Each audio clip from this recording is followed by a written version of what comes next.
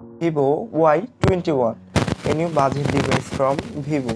তো আজ আমরা জানবো এই ফোনটি সম্পর্কে বিস্তারিত এবং আপনি যদি আমাদের চ্যানেলে নতুন হয়ে থাকেন তাহলে চ্যানেলটি সাবস্ক্রাইব করে পরিবারের সদস্য হয়ে যান।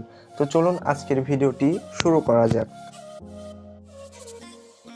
আমরা প্রথমেই কথা বলবো ফোনটির ডিজাইন এবং বিল্ড কোয়ালিটি নিয়ে। ডিজাইনের দিক থেকে বলতে গেলে বলা যায় এই ফোনটি এই প্রাইস রেঞ্জে অন্যতম সেরা ডিজাইনওয়ালা ফোন।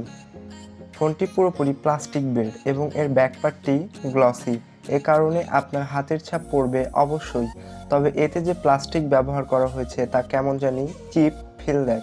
তো ডিজাইন যার যার ব্যক্তিগত ব্যাপার, তবে 15,000 টাকা বাজেট বিবেচনা করলে এর বিল্ড কোয়ালিটি আরও ভালো হতে পারত। ফোনটিতে ডিসপ্লে হিসাবে থাকছে 6.51 ইঞ্চের একটি ডিসপ্লে, যার রেজুলেশন 720x1600 পিক্সেল, মানে এটি একটি এইচডি প্লাস ডিসপ্লে, যেটা এই বাজেট অনুযায়ী অস্বাভাবিক কিছু নয়। কেননা 2-3টি ফোন বাদে এই বাজেটের সব ফোনেই আছে এইচডি প্লাস ডিসপ্লে। যদি বলা যায় এর ডিসপ্লে কেমন, তাহলে এক কথায় বলা যায় এর ডিসপ্লেটি ভালো। এর কালার অ্যাকুরেসি এবং টাচ রেসপন্স জনিত কোনো সমস্যা ছিল না, তবে রেজুলেশনের কিছুটা ঘাটতি দেখা যায়, কারণ এটি এইচডি প্লাস ডিসপ্লে এবং ডিরেক্ট সানলাইট বাদে এর ডিসপ্লেটি ভালোভাবেই অপারেট করা যায়। ফোনটিতে ব্যবহার করা হয়েছে ব্যাক সাইডে ডুয়াল ক্যামেরা, যার মেইন ক্যামেরা 13 মেগাপিক্সেল এবং সাথে থাকছে 2 মেগাপিক্সেলের ম্যাক্রো লেন্স, এবং ফ্রন্টে রয়েছে 8 মেগাপিক্সেলের সেলফি ক্যামেরা। এর ক্যামেরার ছবির কালার এবং অ্যাকুরেসি ছিল মোটামুটি, হোয়াইট ব্যালেন্স ও মোটামুটি, তবে এর পিকচারগুলো হালকা একটু এডিট করলে এর ক্যামেরা থেকে আপনারা ভালো মানের ছবি পাবেন, এবং এই বাজেট অনুযায়ী এর ক্যামেরা ভালোই ছিল। তো দেখতে থাকুন এর পিকচার স্যাম্পলগুলি।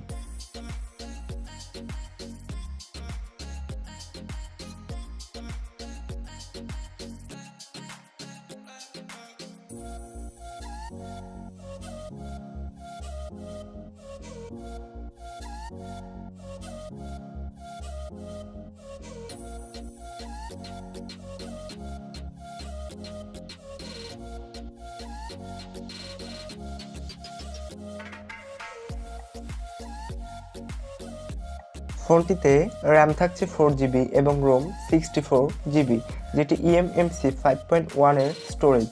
ফোনটিতে চিপসেট হিসাবে থাকছে মিডিয়াটেক হেলিও P35, যেটি এই ফোনের সব থেকে ডাউনগ্রেডগুলোর মধ্যে একটা। কেননা হেলিও P35 10,000 টাকা প্রাইস বিবেচনা করলে ভালো, তবে সেটি যদি নিতে হয় 15,000 টাকা দিয়ে, তাহলে সেটিকে একটু ডাউনগ্রেডই বলা চলে। লো বা মডারেট ইউজারগুলো এই ফোন থেকে ডেইলি কাজগুলো করে নিতে পারবেন। তবে আপনি যদি একজন গেমার হয়ে থাকেন তাহলে এটি কেনা থেকে বিরত থাকুন। ফোনটি রান করছে অ্যান্ড্রয়েড 10 এবং ফান্টাস ওএস 11.1 এর ওপর। ফোনটিতে ব্যাটারি হিসাবে থাকছে 5000 mAh এর একটি ব্যাটারি, সাথে থাকছে 18 ওয়াটের ফাস্ট চার্জার। এই ফোনটি থেকে নর্মাল ইউজে প্রায় 1.5 দিনের বেশি ব্যাটারি ব্যাকআপ পাওয়া যায় এবং ফোনটি ফুল চার্জ দিতে সময় লাগে 1.5 ঘন্টা এর আশেপাশে।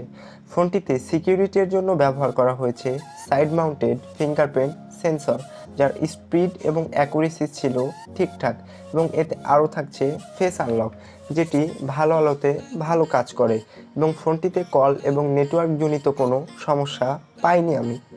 তো এবার বলা যাক এই ফোনটি কাদের জন্য কেনা ঠিক হবে। তো আপনি যদি একজন নর্মাল ইউজার এবং গুড লুকিং ডিভাইস প্লাস বড় ব্যাটারিওয়ালা ফোন চান তাহলে এই ফোনটি নিতে পারেন। আর আপনি যদি একজন হেভি গেমার হয়ে থাকেন তাহলে এই ফোনটি আপনার জন্য রেকমেন্ডেড থাকবে না, এবং আপনি চাইলে এটাকে সেকেন্ডারি ডিভাইস হিসাবে ব্যবহার করতে পারেন। তো কেনা না কেনার ডিসিশন বরাবরের মতোই আপনার। ভিডিও ভালো লাগলে লাইক করুন, বন্ধুদের সাথে শেয়ার করুন, এবং চ্যানেলে নতুন হয়ে থাকলে অবশ্যই চ্যানেলটি সাবস্ক্রাইব করে আমাদের পরিবারের সদস্য হয়ে যান।